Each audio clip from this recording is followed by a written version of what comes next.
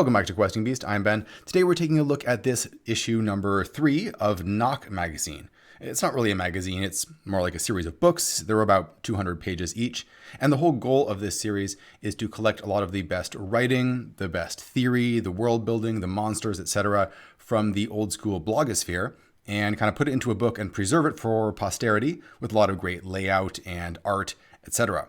And that's because a lot of the best thinking and the best production happens in these scattered blogs happening all over the internet. And it's very hard for people to keep up with all of those. One way to keep up with them is to check out the Questing Beast newsletter, where I try and collect the best stuff happening each month. But this tries to compile the best of the best in the author's opinions and put them in a really cool format that's really fun to read and to flip through. As usual, I will put links in the description below for where you can pick this book up for yourself. But first, let's take a look at the dust jacket, because like all of the issues, the dust jacket is itself a little handout or a little map for an adventure that you can read. So this one is the Valley of the Desert Hound, map and an idea by Thomas Ray, development by Eric Neudan. Hopefully I'm saying his name correctly. Has a number of rumors and hooks, factions and NPCs. Has this nice big map right here. And it's a whole little sandbox with lots of different keyed locations. Each of the different locations is described here on the inside cover. There's an encounter table right here for exploring this kind of Egypt-like landscape full of weird tombs and monsters and so on. And it's all done just inside of the dust jacket. Every single square inch of this is being used for something. Here's what the cover looks like without the dust jacket, and you can see it's called Knock, issue number 3, an adventure gaming bric-a-brac. Adventure gaming just being another term for role-playing games, especially in the old school style. On the very back here, a little random table for looting the monster's maw. As you can see, these little adventurers are crawling around in there. Victim's body protected by antacid armor, tongue fungus, purple kind, makes durable rations, and so on. Even the spine here is being used for information. In this case, it says it's a looting procedure. Each character looking rolls 1d6. On a double, what is in brackets is also found. So you can use that for the back right here. On a triple or more, something interrupts the looting. Mouth ulcers spew blood. Large parasite climbs up from stomach. Locals arrive to claim or burn the monster's body. There's also a little kind of bookmark here, a die drop character backstory generator. You can drop some dice on here and get some backstory. Before we continue looking through Knock issue number 3, a quick shout out to today's sponsor. This episode is brought to you by Into the AM and their series of fantasy and sci-fi themed t-shirts. The shirt that I'm wearing right now is a really great choice to wear if you're running any kind of undead or fungus-themed campaign, but really there's plenty of fantastic designs over on their web store to choose from. If you watch this channel at all, you'll notice that I mostly wear their shirts at this point. It's pretty much my whole wardrobe, so I like them quite a bit. Shirts are really comfortable and they're really affordable too. They always have great deals going on over on their web store, and if you use my link in the description below, you can get an additional 10% off of their whole web store. Thanks again to Into the AM for sponsoring. Now let's get back to the show. All right, let's take a look inside and see what we get in this particular issue. A little forward here, year 2 of the Knockening. There seem to be 2 of these being released each year is the rate it's been going at so far. It'd be really great if they can keep that up. It's kind of stunning, actually, given the sheer amount of illustration and layout being done on these, that they can keep it up that rate, but they're doing a fantastic job. Table of contents, lots of different pieces from around the blogosphere, along with all the different contributors over here. And we start getting right into some of these pieces. A lot of these I actually have read on the internet before on the blogs. So for example, this one is from David McGrogan. The story is the campaign, not the characters. And this really describes the style of play in old school D&D, where the focus is less on your particular PC and their story, and it's more about the overall campaign, how the setting itself evolves as many expeditions and many PCs go on adventures. Perhaps they succeed, perhaps they die, but it develops the world through years and years of play. As he points out, in some ways, D&D is kind of like a soap opera in that characters come and go, but the story continues.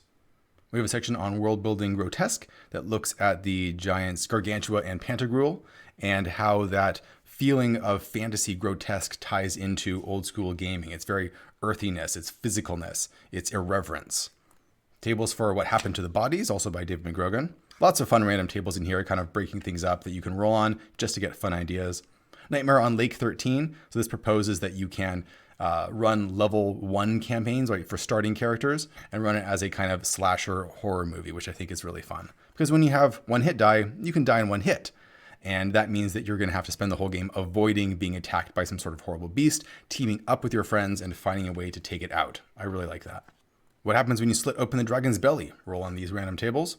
This is a really important piece right here by James Malazewski. Hopefully I'm saying his name correctly. Picaro and the Story of D&D. So for a long time, people who are interested in the theory of role-playing games have wondered, what is the story of a role-playing game? What is its shape? Does it have this kind of beginning, middle, and end structure where you have the rising action, you have character development, and so on? But really, that's only one form of a story. Another form is the picaresque, which is very familiar to anyone who has run old school D&D stuff. And that's the form of a story where it's very episodic. The characters are usually traveling from one place to another. They come across a strange occurrence. They deal with it, perhaps to their advantage. Perhaps things go terribly, and then they flee or they move on to the next adventure. Stories have been told in that format for thousands of years, and the OSR continues in that tradition. A whole bunch of hideous sights to stumble upon in the woods right here. Perhaps gossamer spiderwebs have entangled a pixie named Malfeasance, or a lake, calm and mirror-like, surrounded by rocky crags. All sorts of fun things that you can use to flesh out any type of setting. Fungus among us. You always need to have crazy fungi. Revisiting the domain game. The domain game being the level in D&D. Typically when PCs get up to level 10 or so, oftentimes they retire and they become a baron or a lord or a archwizard or what have you, and they set their roots down in the ground and they become more like an NPC. Or perhaps you can start running it more like a war game, where they are now accumulating armies and spreading them across the land. So the game can kind of shift into this higher gear called the domain game, if that's something that you want to do. Joseph Manola here also has a really great piece on 7 thoughts on domain level play. And this was really critical for me reading this, so I strongly recommend this if you want to look at domain level play for yourself. This is from his blog, Against the Wicked City, I believe it's called. So keep the focus on problem solving, keep the problems OSR style, make sure that PCs have lots of highly specific assets. What were once threats are now resources. Simplify the factions, don't estimate the powers of the state. Don't overestimate, rather, the powers of the state, and let the PCs enjoy the fruits of their success. When he says make sure the PCs have access to lots of highly specific assets, he kind of fleshes that out further right over here in this article when all you have is a hammer. And that really talks about how you can encourage out-of-the-box problem solving and creativity and shenanigans, as I like to call it, by giving players interesting items that do very narrow specific things, so that they have to be very creative with how they are used. And he gives you 100 items here that you could use. For example, a long, strong, extremely stretchy elastic cord, useful for bungee jumping and launching things out of improvised catapults. Right? If you give that to a medieval style character, they'll find all sorts of fun ways to take out monsters and get around problems. Or perhaps an academic gown, hood, and bands, handy if you want to look clever or infiltrate a university. Or a large bronze firefighting syringe capable of sucking up a couple of liters of liquid and then projecting it in a thin arc over a distance of several yards. Right? Just these tiny little tools, but give them to players and they will go wild with them. You can generate some wilderness using a deck of cards here using this generator. What to do now that your first level magic user has cast their one spell, because in early D&D, you often only had one spell to start off with. And that doesn't mean you're stopping play. That doesn't mean you can't do anything. Here's other things that you can do. Hirelings especially. Daggers are a ranged weapon. Oil flasks are ranged weapons. Scrolls are paper spell slots. Bring more equipment, etc. The 7 draconic sins. So if you want to theme your dragons along the lines of the 7 deadly sins, here's how you might do that. Advice on playing dragons. Humanizing the monster. More information on dragons and monsters in general, how you can give them humanizing traits like they are stubborn and contrary, but also baselessly hateful. Or maybe they are pointlessly xenophobic, or maybe they are slovenly and thoughtless. So they're not necessarily good, but you can empathize with them a little bit more because they seem a little more human. It gives you something to talk to them about. Diego Noguera, author of books like Sharp Swords and Sinister Spells, has his 10 commandments for good refereeing. There's a section on how to generate compelling arena fights with fun opponents that you can throw in there and lots of complications for the arena to keep the fight interesting. A fantasy night generator by Matt Strom, and an essay on dynamism and the generic optimum by Arnold K., where he looks at how to increase the amount of dynamism in your adventures so that players are constantly having to think and their plans are not always working out the way that they thought they would. And they have to get creative. That's always great.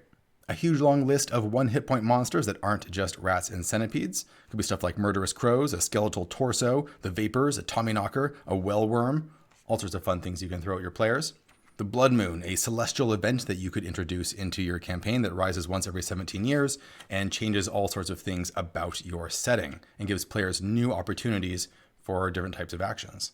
Diogo has a piece on when not to kill a player character.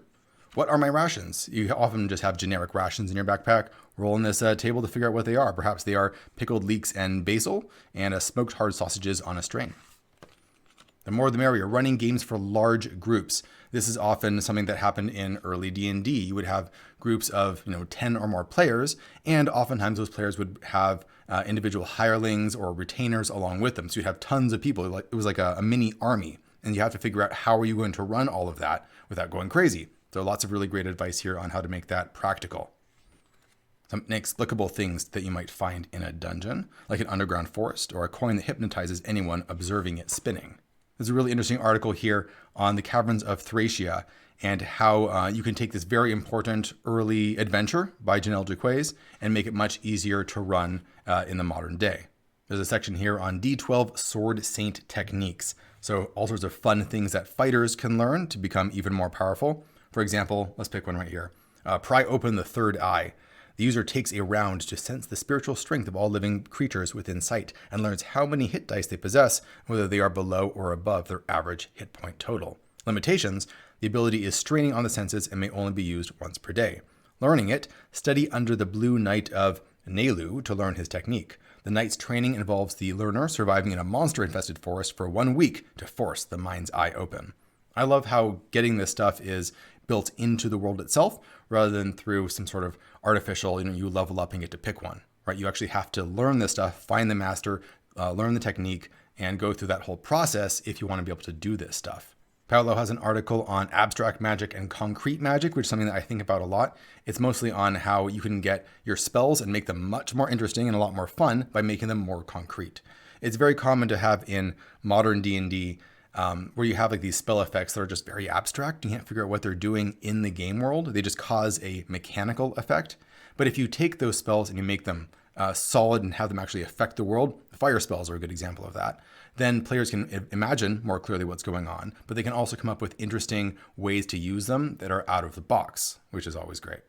I really like this piece by Justin Hamilton that mostly goes into the FKR, or the Free Kriegspiel Renaissance style of play, where he talks about that there is a kind of paradox in role-playing games, where oftentimes you feel like if you want to enable your PCs to do more stuff, you need to create more rules that would allow them to do that. But in fact, in many cases, it's the reverse, that oftentimes when you strip down the rules to their bare bones, or you start removing them, players feel much more free and empowered to try all sorts of stuff. He recommends that you refocus on the roles of game master and player and what those things actually do, to play the worlds rather than the rules, and to start with less, to think about the fiction of what's actually going on in your game, and how to start building up a toolbox for you to use as a game master. Near the back, there's a gallery of just all sorts of fun world maps that people have drawn. A lot of these are just gorgeous and really fun to look at and very inspiring for when you're designing your own game worlds. Look at some of these. These are just great. We also have a section on a monster manual with all sorts of fun monsters by different old school bloggers that you can drop into any particular setting that you like. Some by James right there, the Birch Maiden, the Tenacious Helmet, and a retinue of rogues, because you always need more weird character classes for PCs to start off with, like the Lost Droid, because there's nothing wrong with dropping a little bit of sci-fi into your D&D. The Rat Catcher. We have these guys from medieval mythology that had like a head on their chest. We have the Laser Mage, because as we all know, an illusionist is creating stuff out of light, and if you focus light, you can just turn it into a laser. So you can use your illusion spells or make explosive beams, holograms, laser swords, etc. Nate Dream has a little exercise here where you can start off by drawing some basic shapes and then just fill them in to create your own little characters and monsters. I thought that was pretty adorable. We have a few adventures here in the back. This is a section from the Odious Uplands, which is a expansion for Operation Unfathomable. Operation Unfathomable came out. The Odious Uplands is not out yet, so it's nice to see a little preview of that. It's like a giant footprint here that you can walk around and explore in the overworld. and has lots of great art by Jason Schultes. I really love that. We also have a dungeon here called the Titan Cliffs with a little map here that you can explore, all very nicely keyed out. The Nexus of Ix, a much larger dungeon, and D66 classifieds, help wanted, all sorts of things you can throw up on the mission board in your local tavern. And that's it for Knock issue number 3. These are really great if you are not really following along in the OSR blogosphere, because it kind of summarizes a lot of the best stuff over the years for you. As usual, links are in the description below where you can pick this up in PDF or in print form. I think at the time I'm making this, the print form is out for Kickstarter backers, and it's going to be coming out for everyone else a little bit later, but you can pre-order it. But the PDF is also available right now. All right, thanks for watching, everybody, and I'll see you next time.